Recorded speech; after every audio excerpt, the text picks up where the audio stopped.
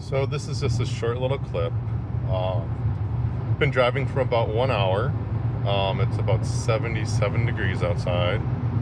And this is what the scanner charts should look like. It's actually running a little cooler than I thought it would. I thought the car would be running in the coolant temperature engine area at about 220 degrees. But right now, I'm not sure why it's doing this, but this is from like a 2008 to 2018. I gotta move over here.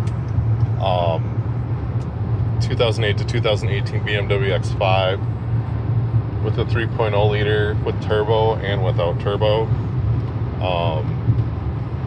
So just to give you a glimpse of what it should be looking at like for the graph, it's always good to pull the graphs out. Just looking at the numbers doesn't really help to what's going on, but when I do accelerate, the water pump does bump up to like 250. When I'm just normally driving or just coasting, it drops down to roughly, 1 second here. We're looking at, where'd the screen go? To around 140-ish. So it's not fully running, which is good, because you don't need that to happen. One moment. There we go.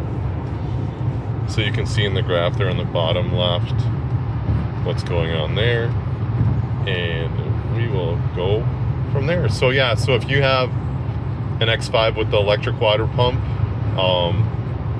this is what your graphs should be looking like, just in case you don't know what they look like, just for references for you X5 owners.